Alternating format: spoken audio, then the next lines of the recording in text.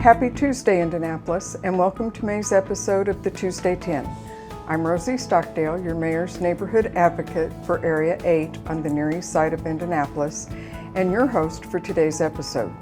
To kick things off, let's turn to this month's Neighborhood Spotlight. New Augusta. This neighborhood originated all the way back in 1852 when the Indianapolis and Lafayette Railroad built Augusta Station as part of its rail system. According to the Encyclopedia of Indianapolis, the town of Hosbrook grew around the station over the following years, named after one of the commissioners who platted the town.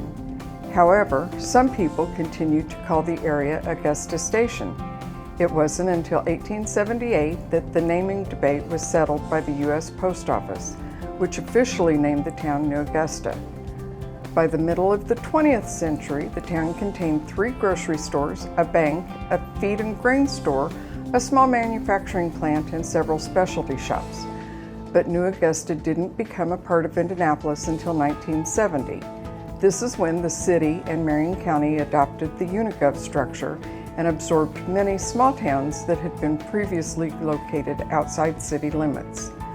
New Augusta is now considered an included town of the city of Indianapolis, and though it has seen much development over the years, many of its original structures still remain. One of the oldest structures is the Salem Lutheran Church, which was built in 1880. The old railroad depot, though no longer in use, is also still present in the community. These sites and others earned New Augusta a spot in the National Register of Historic Places as a historic district in 1989. So next time you find yourself on Indy's northwest side, be sure to check out New Augusta. Take in the town's past by touring the historic buildings and enjoy its present by supporting the amazing local businesses that now thrive in the area. Next on the docket is this month's Park Spotlight, which brings us to Tarkington Park. Located in Butler-Tarkington neighborhood, this park is one of many receiving upgrades and renovations. Funding from the city, the Lilly Endowment, and Butler University will soon result in new amenities at Tarkington Park, such as walking paths, pickleball and tennis courts, a playground on the northwest corner of the park, and a multi-use athletic space named the Richard Coach Nell Hamilton Field. Its namesake comes from a beloved youth football coach who founded the Indy Steelers youth football program to address youth gun violence in the Butler, Tarkington, and Crown Hill neighborhoods. For over 20 years, he was a mentor for countless young boys, teaching them the importance of community involvement and academic success. Then, in 2023, his life was tragically cut short by the very thing he had dedicated himself to preventing in his community, gun violence. Today, the Coach Nell Field at Tarkington Park honors his memory and keeps his spirit of advocacy alive and well in the neighborhood. Check out the park and all of the new amenities coming this summer on the near north side of Indianapolis. Next, we are sharing an important new city initiative geared towards keeping our young people safe this summer. Just this past March, Mayor Hogsett announced the Youth Violence Reduction Initiative in partnership with IMPD, the Office of Public Health and Safety, community organizations across Indianapolis such as Voices Corporation, and the National Institute for Criminal Justice Reform. These same partners have been instrumental in the Hogsett administration's gun violence reduction strategy, which has brought Indianapolis meaningful, consistent decreases in violence over the years. In fact, we have seen criminal homicides decline by more than 62% and non-fatal shooting incidents by nearly 50% since 2021. Now, the city is taking the same principles of this strategy and applying them to our most vulnerable neighbors, the children and teens of Indianapolis. This new initiative is also coming alongside other efforts to protect our kids. For instance, the City County Council is currently considering a proposal to enforce a stricter curfew, and the city is putting safeguards in place for young people who are found to be in violation of that curfew, like the Connection Center. First opened this year during spring break and again during Final Four weekend, the center is designated safe space where IMPD officers bring youth to be provided with food and other vital resources while they wait for their parents or legal guardians to come pick them up. All in all, Mayor Hogsett and the city are working to leverage every available tool to keep our kids safe this summer. But remember, Indy, we all have a role to play in this work. This summer, while kids are out of school, it is more important than ever for parents and families to know where their children are at all times. Our combined efforts will help us ensure that no child of Indianapolis is touched by the tragedy of gun violence. Next up, we have good news from the city's Department of Business and Neighborhood Services. The second and final phase of the Alley Illegal Dumping Mitigation Program is officially underway. This phase will target 13 different alley segments across the city whose locations were chosen based on reports of illegal dumping and infrastructure issues. To get an idea of the improvements that may be coming to your neighborhood this year, check out some of the program's results from the first phase. 19 alley segments across 7 city-county council districts were rehabilitated in less than 1 year, beginning in late 2024 and wrapping up this past July. As you can see, the work included cleaning all debris and in some cases repaving and strip patching to restore a clean, smooth surface. All in all, the Alley Illegal Dumping Mitigation Program dedicated $5 million over 3 years to bring these kinds of improvements to neighborhoods across Indianapolis. If your alley was selected as part of the second phase, you will receive advance notice from the city about the temporary closure. Work is expected to be completed by the end of this summer. You can learn more and stay up to date with the program by following the City of Indianapolis Department of Business and Neighborhood Services on Facebook and Indy DBNS on Instagram.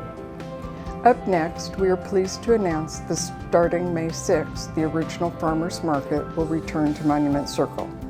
The market will be open every Wednesday from 10 a.m. to 1:30 p.m. until September 30th. Be sure to visit the heart of our city for all of your fresh and local produce, dairy, meats, and more. Customers can use their SNAP benefits at participating vendors and take advantage of the Fresh Buck program. In addition, the market will be offering booth space to nonprofits, advocacy groups, and educational initiatives to connect citizens with outreach organizations. So don't miss out on the farmers market this summer. Next up this May, we are highlighting an event hosted by the Mayor's Office every year to honor people who help make Indianapolis the vibrant, welcoming city that it is today. At the 2026 Mayor's Community Service Awards ceremony, held on April 16th, Mayor Joe Hogsett recognized 8 individuals who go above and beyond to serve our city. This year's honorees included youth mentors, neighborhood organizers, and long-standing volunteers who have dedicated decades to improving the quality of life in Indy. Each recipient was nominated by community members who see their impact firsthand, whether that's organizing food drives, supporting local schools, leading beautification efforts, or creating safe and welcoming spaces for residents across the city. Congratulations to this year's honorees, and thank you for helping make Indianapolis a place where service, compassion, and community thrive. Now we have some exciting news for our city's art lovers. The brand new Contemporary Art Museum of Indianapolis, or CAMI, officially opened to the public on May 1st.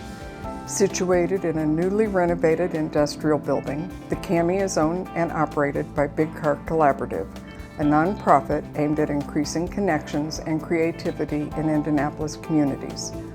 The museum itself has 9 galleries, 18 areas for resident and visiting artists to work, and a public green space with an art park and an amphitheater. The CAMI is open Wednesday through Friday from 9 a.m. to 6 p.m. and Saturday and Sunday from 9 a.m. to 3 p.m. No matter the day, admission is completely free to the public, so be sure to visit sometime soon to celebrate the museum's opening. Next, the City of Indianapolis is observing Memorial Day on Monday, May 25th, to honor the men and women who gave their lives in service to this country. Community members are invited to attend the annual American Legion 500 Festival Memorial Service on Friday, May 22nd at noon. Taking place on the north-facing steps at the Indiana War Memorial, the service is free and open to the public.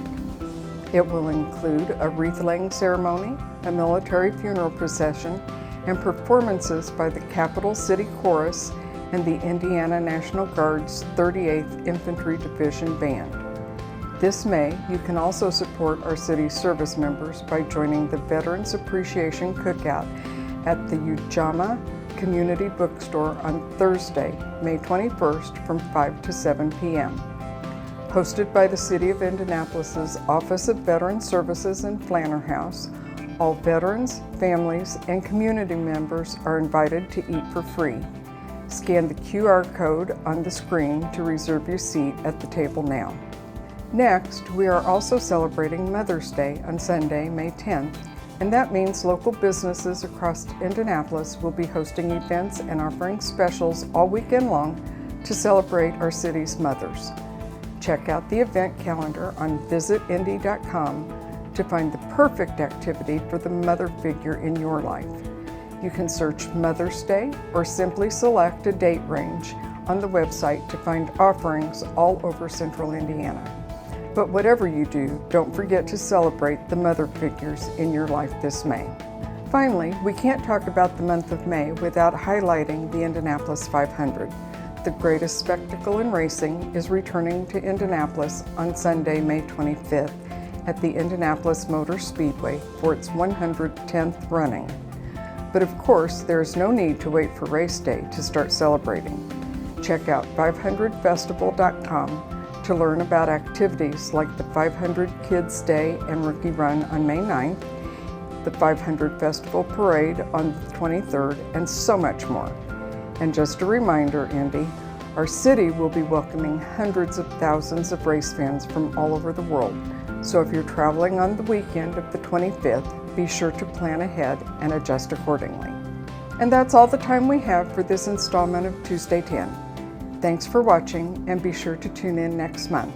Until then, this is your Mayor's Neighborhood Advocate, Rosie Stockdale, signing off. Have a great day, Indy.